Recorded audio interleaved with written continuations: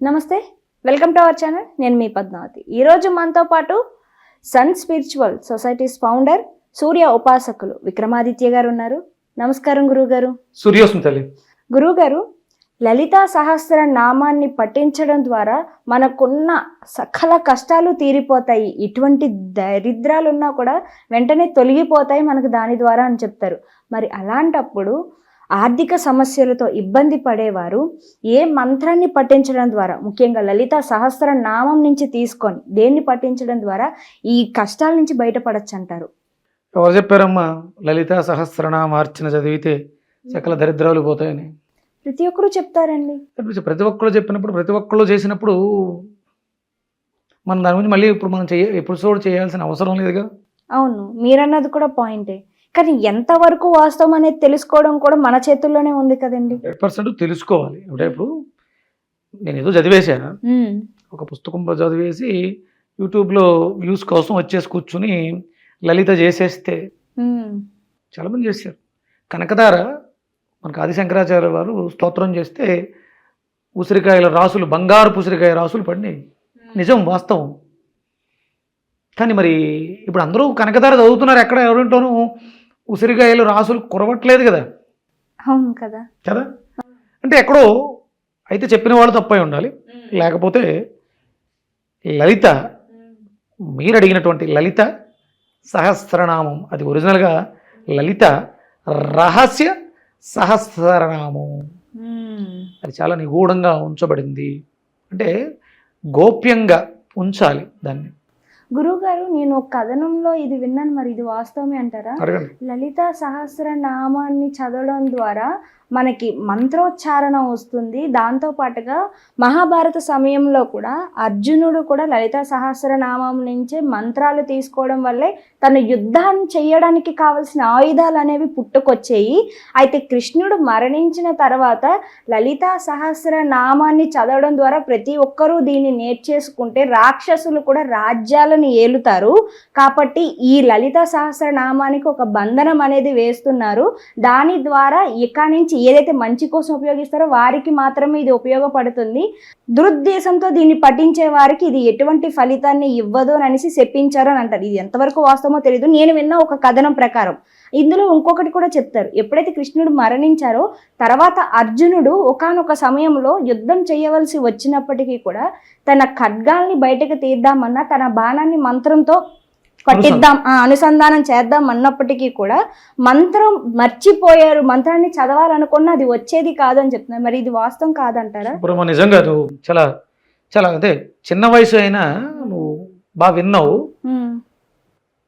చెప్పావు కూడా, అంత గుర్తుపెట్టుకుని చెప్పావు. కాకపోతే నీకు ఉన్న సందేహం ఇది నిజమా అబద్ధమా? అవును, నిజమే. 100% నీకు ఎక్కింది ఏదైతే ఉందో అది మంచి సబ్జెక్ట్ ఎక్కించుకున్నావు, బాగుంది, సూపర్, నిజం. అంటే ఇక్కడ అస్త్రాలు ఇంచుమించు మనకి అంటే విల్లులు, బాణపు పుల్లలు సూటిగాను, త్రికోణంతో, అర్ధచంద్రాకారంలోను, సర్పాకృతితోటి,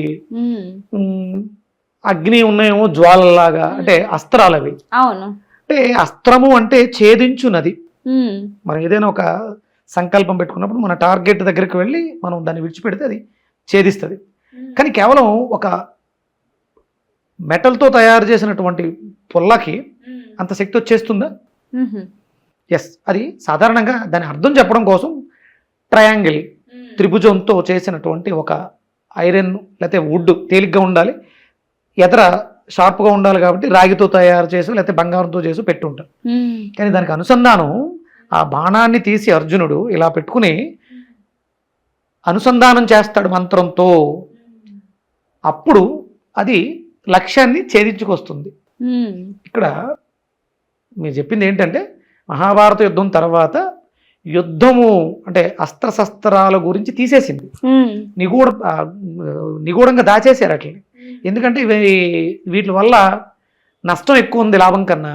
కాబట్టి ఇది ఇలా ఉండకూడదు, ఇక యుద్ధాలు వద్దు అన్న ఉద్దేశంతో వాటిలన్నింటినీ మరుగున పరిచేశారు. శస్త్ర విద్యలు, విలు విద్యలు ఇవన్నీ కూడా లేవు. అందులో భాగంగానే కొన్ని శ్లోకాలు ఇలాంటివి అవతల వాళ్ళకి అర్థం కాక మనకు కూడా అర్థం కాకుండా చేసేద్దామని చెప్పేసి అని వాటిలో కొత్త కొత్త పదాలు చేర్చేసి వాటి అర్థాలు మార్చేశారు. అందుకని మంత్రాలు పనిచేయట్లేదు. అందుకని అంటే అది పర్ఫెక్ట్గా తెలియాలంటే మనకి వ్యాకరణం తెలిసి ఉండాలి, సంస్కృతం తెలిసి ఉండాలి. ఉచ్చారణ దోషం, ఉచ్చారణ అనేది పర్ఫెక్ట్గా లేనప్పుడు ఛేదించుకు రా వెళ్ళు అని చెప్పడం వేరు, ఛేదించు అని చెప్పడం వేరు, భేదించు అని చెప్పడం వేరు, వధించు అని చెప్పడం వేరు. అది వధించు అంటే నన్ను వధించేస్తుంది చిన్న అక్షరం పొరపాటుతో. అందుకని ఆ మంత్రాలు మనకి పనిచేయట్లేదు. గురువుగారు, ఇప్పుడు మంత్రాన్ని ఉన్నట్టు చదవలేకపోవడం వల్ల అది తప్పు చదివినప్పుడు అది ఇంకా మరింత కష్టాన్ని ఇస్తుంది కదా మనకి. అవును, మరి అలా చేయడం వల్ల ఏంటి లాభం అంటారు? అదే వాళ్ళ ఉద్దేశం. బ్రిటిషర్స్ మన గ్రంథాలను తగలబెట్టేసి మన గ్రంథాల్లో ఇవి కొత్తగా యాడింగ్స్ చేసి, ఇప్పుడు చాలా రకాల ప్రింటింగ్స్ అమ్మా.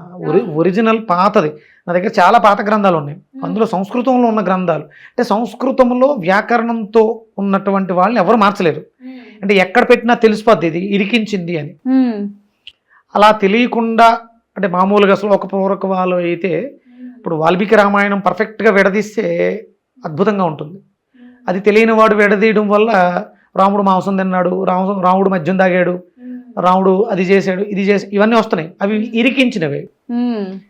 పర్ఫెక్ట్ సంస్కృతం తెలిసిన వాళ్ళు, వ్యాకరణం తెలిసిన వాళ్ళు పదాలను విడతీస్తే ఈ ఇబ్బందులు ఉండవు. అందుకని మనం లలిత అలాగ ఎంతో మంది కూర్చుని చదివినా దానికి రావాల్సినటువంటి సరైన ఫలితం రావట్లేదు. అందుకని మనకి ముందు ఫస్ట్ సాధన కావాలి. అమ్మవారిని వేడుకోవడానికి మంత్రాలే అవసరం, శ్లోకాలే అవసరం? అవసరం లేదు. ఆర్తితో మనస్సుని, ఇక నా వల్ల కాదు తల్లి, నేను ఈ కష్టాలు భరించలేను అని శరణు వేయాలి పాదాలని. అంతే తప్ప పొద్దుట లేసేసి లలిత గట్టిగా చదివేసి సాయంత్రం చదివేసి రోడ్డు మీదకి వెళ్ళి ఎవరినో గట్టిగా తిట్టేస్తే ఇది కాదు. అంటే ఎవరు కూడా సరిగా చేయట్లేదు, ఇది కాదు. అదే మీరు దరిద్రాలు కష్టాలు అన్నారు.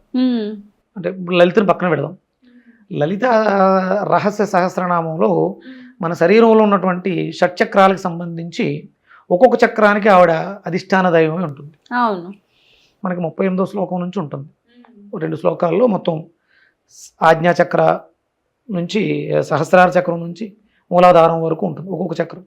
ఇక్కడ సంపదలకి మనం చేస్తున్న పనుల్లో విజయానికి మూలాధారంలో ఆవిడ కొలువై ఉంటుంది. దానికి లం బీజం. ఇప్పుడు లలితలో ఉన్నటువంటి బీజాక్షరాలు మంత్రాలు చదవలేకపోయినా లం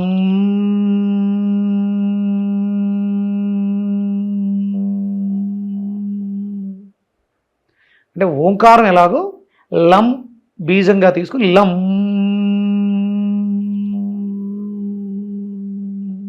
ఈజీయే కదా, ఆటోమేటిక్గా మూలాధారం యాక్టివ్ అయిపోతుంది.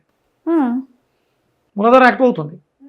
లం ఓంకారాన్ని ఉచ్చారణ చేయడం ద్వారా భక్తి శ్రద్ధలతో ఎర్రటి వస్త్రాన్ని ధరించి ఎర్రటి వస్త్రాన్ని ఆసనంగా వేసుకుని సూర్యుడికి అభిముఖంగా కూర్చుని సూర్యోదయ సమయంలో, అంటే సూర్యుడు ఉదయిస్తూ ఉండగా, అంటే ఎప్పుడో పొద్దెక్కినప్పుడు కాదు, కరెక్ట్గా సూర్యుడు ఉదయిస్తున్నాడు 6:15కి సూర్యోదయం జరుగుతుంది. 6:20 సూర్యుడికి అభిముఖంగా కూర్చుని ఈ బీజాన్ని మంగళవారం నాడు లం బీజాక్షరాన్ని ఒక 5-10 నిమిషాలు చేయడం ద్వారా మూలాధారంలో శక్తి పెరిగి సంపదలు పెరుగుతాయి. మీరు చేస్తున్నటువంటి పనుల్లో విజయాన్ని సాధిస్తారు. ఇది అవన్నీ స్తోత్రాలు. మనకి స్త్రీ సూక్తము ఉంటుంది, పురుష సూక్తము, దుర్గా సూక్తము, ఇవి వేదాల నుంచి తీసుకోబడింది. లలిత ఇవన్నీ కూడా కొంతమంది, అంటే మన రచించింది ఋషులే, కానీ ఆధారాలు మనకి వేదం నుంచి తీసుకుని ఉండాలి. స్త్రీ సూక్తం చదవడం ద్వారా అంటే నిదానంగా నెమ్మదిగా నేర్చుకొని, ఇక ఇవన్నీ నేర్చుకోవడం మన వల్ల అవ్వదు అనుకున్నప్పుడు ధనం దేహి, ఏంటి ధనం దేహి అడుక్కున్నాం, అమ్మనే ముష్టి అడుగుతున్నాం, ఆవిడ ఇవ్వాలి మనకి. ధనం దేహి, ధాన్యం దేహి, అమ్మని అలా అడగడం ద్వారా అమ్మ ఇస్తుంది. దేహి అని అడక్కపోతే అమ్మాయిని అన్నం పెట్టదు. కాబట్టి ఇంకేమి రావు, నాకు మంత్రాలు రావు తల్లి. ధనం దేహి, ధైర్యం దేహి, ధాన్యం దేహి, ఇలా చేతులు జోడించి ఆర్తితో అర్థించు, అమ్మ ఇచ్చేస్తుంది, వచ్చే మార్గాలను తెరుస్తుంది. లలిత చేయాలనుకున్నప్పుడు సామూహికంగా చేయాలి, సంఘటితంగా చేయాలి. ఒక 27 మంది, 18 మంది, 108 మంది కూర్చుని ఒక అమ్మవారి దేవాలయం మంచి ఆసనాలు వేసుకుని కలశం పెట్టుకుని కలశాల నుంచి దారాన్ని తీసుకువెళ్ళి అమ్మవారి చేతికి కట్టి అనుసంధానం చేసుకుంటూ కలశాలన్నీ మన మన ఆసనాలకు ఎదురుగుండా కలశం పెట్టుకుని కలశం మీద కొబ్బరికాయ జాకెట్ ముక్క పెట్టి ఈ శక్తిని అంతటిని తీసుకెళ్ళి అనుసంధానం చేసి అమ్మవారికి ఇస్తే అమ్మవారి శక్తి పెరుగుద్ది. ఆవిడ కళ్ళు తెరిస్తే, ఆవిడ చూస్తే అందరికీ వచ్చేస్తుంది. ఇది సామూహికంగా చేయాలి. శుక్రవారం మనకి అమ్మవారు దుర్గాదేవే, పార్వతియో, లక్ష్మీయో ఎక్కడ దొరికితే అక్కడ ఈ లలిత రహస్య సహస్రనామాల్ని నెమ్మదిగా నిదానంగా శ్రద్ధతో మినిమం 9, 18, 27 ఇలా కూర్చుని సామూహికంగా చేస్తే ఫలితం ఎక్కువ ఉంటుంది.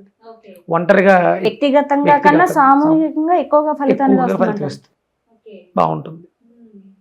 చాలా చక్కగా వివరించారు గురుగారు. లలితా సహస్రనామానికే కాకుండా అసలు దాన్ని ఎలా పఠించాలో కూడా చాలా చక్కగా వివరించారు ప్రతిదీ కూడాను. ధన్యవాదాలండి. సూర్యసుంతల్లి.